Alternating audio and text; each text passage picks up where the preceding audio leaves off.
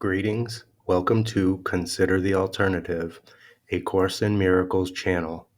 Today we're on Lesson 120 from Review 3, and from the text, Chapter 15, The Holy Instant.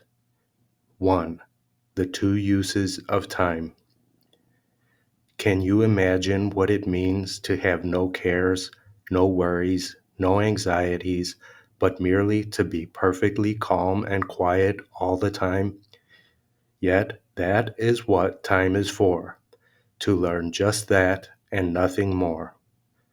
God's teacher cannot be satisfied with his teaching until it constitutes all your learning. He has not fulfilled his teaching function until you have become such a consistent learner that you learn only of him.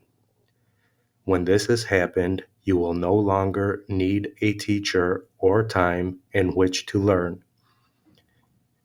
One source of perceived discouragement from which you may suffer is your belief that this takes time, and that the results of the Holy Spirit's teaching are far in the future.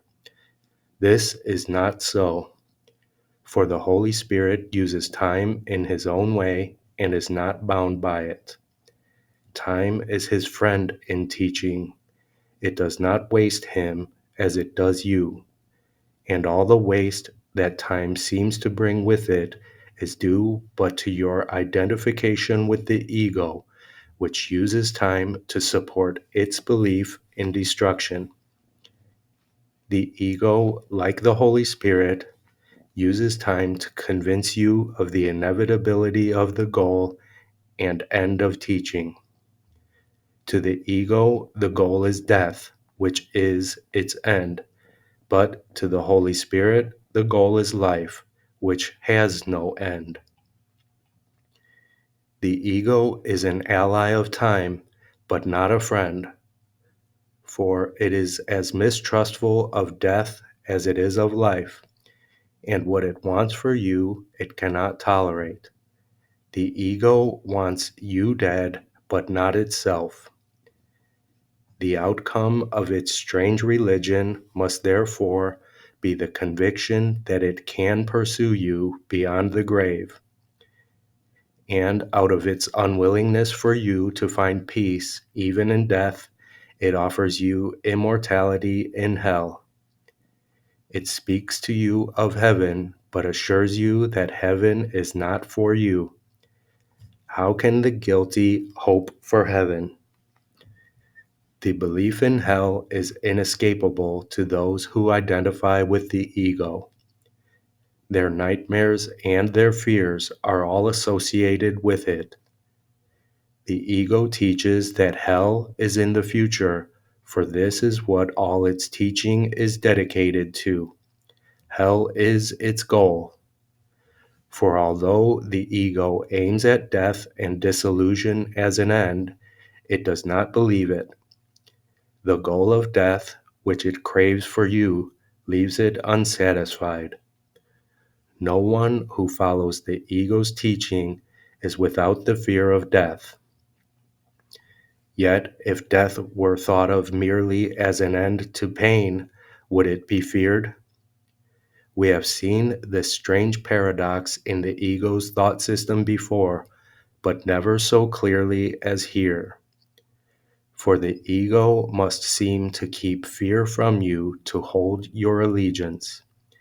Yet it must engender fear in order to maintain itself.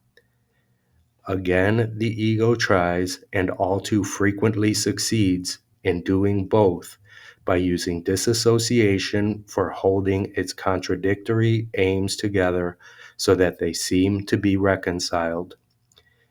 The ego teaches thus: death is the end as far as hope of heaven goes.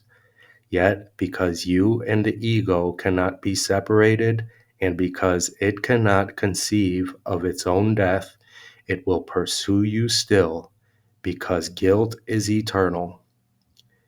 Such is the ego's version of immortality, and it is this the ego's version of time supports.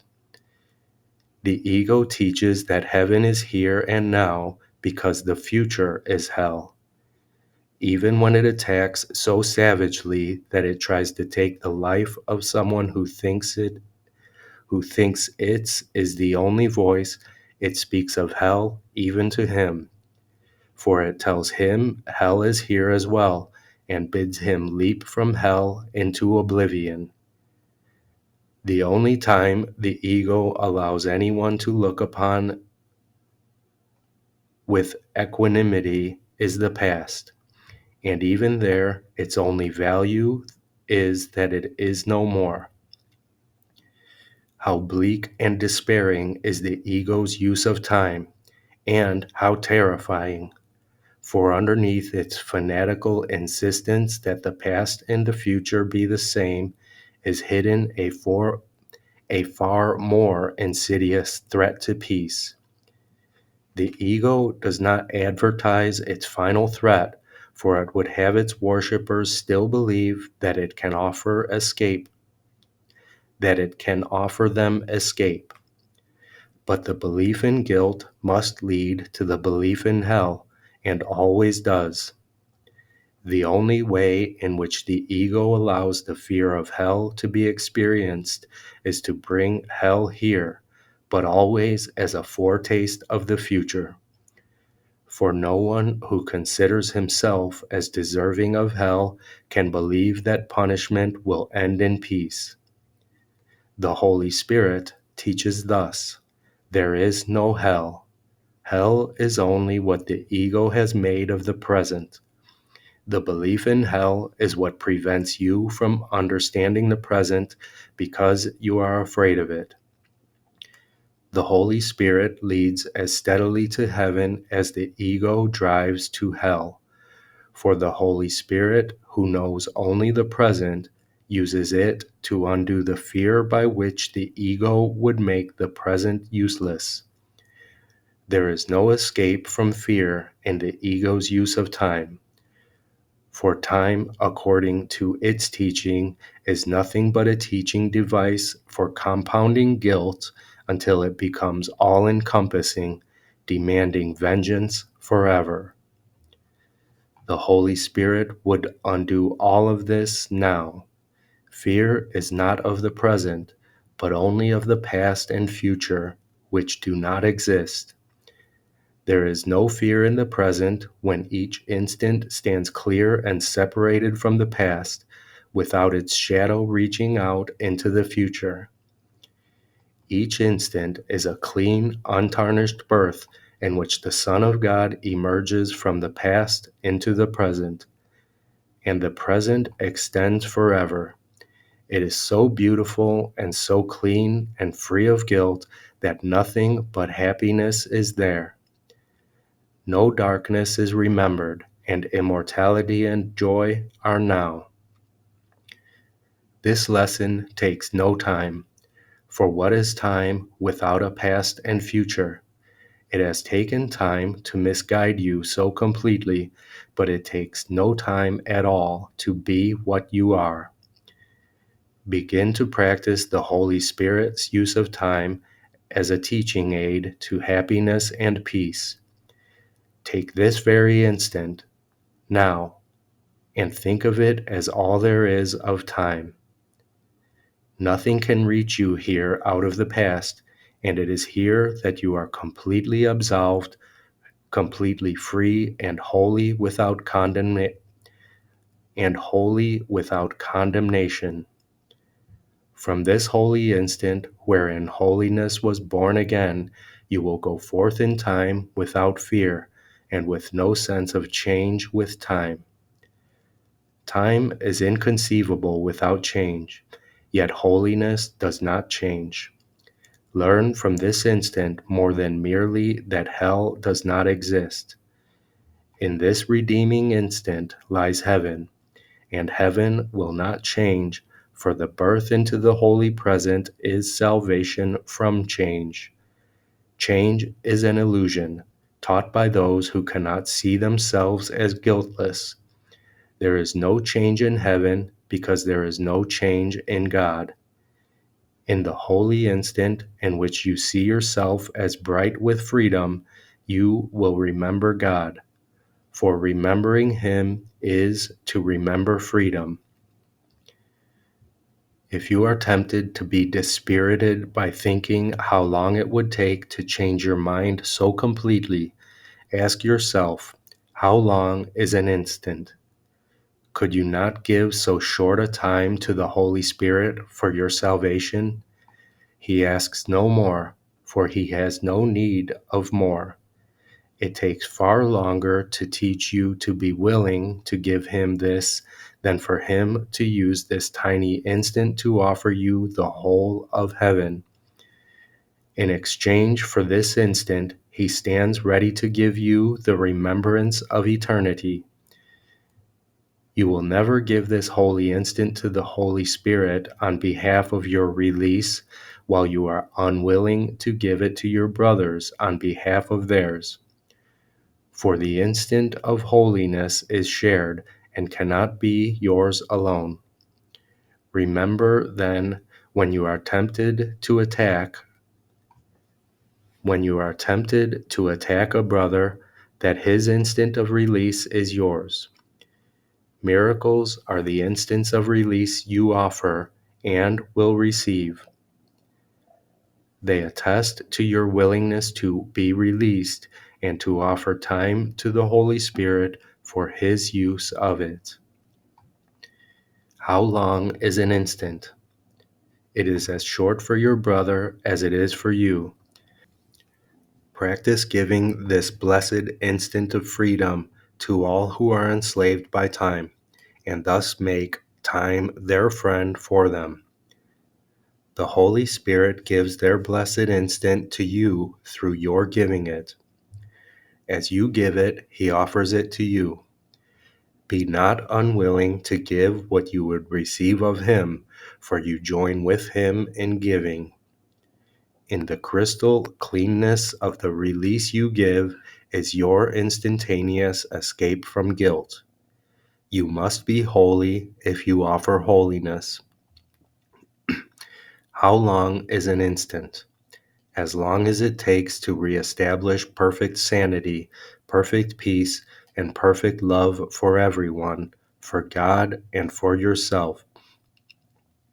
As long as it takes to remember immortality and your immortal creations who share it with you. As long as it takes to exchange hell for heaven. Long enough to transcend all of the ego's making and ascend unto your Father. Time is your friend if you leave it to the Holy Spirit to use. He needs but very little to restore God's whole power to you. He who transcends time for you understands what time is for. Holiness lies not in time, but in eternity. There never was an instant in which God's Son could lose His purity. His changeless state is beyond time, for His purity remains forever beyond attack and without variability. Time stands still in His holiness and changes not, and so it is no longer time at all. For caught in the single instant of the eternal sanctity of God's creation, it is transformed into forever. Give the eternal instant, that eternity may be remembered for you in that shining instant of perfect release. Offer the miracle of the holy instant through the Holy Spirit and leave His giving it to you to Him. Chapter 15, The Holy Instant, Section 1, The Two Uses of Time. Lesson 120, For Morning and Evening Review. 109, I rest in God. I rest in God today, and let Him work in me and through me, while I rest in Him in quiet and in perfect certainty. 110. I am as God created me. I am God's son. Today I lay aside all sick illusions of myself and let my Father tell me who I really am. On the hour, I rest in God. On the half hour, I am as God created me. Lesson 120. I rest in God. I am as God created me. I love you. I'll see you tomorrow.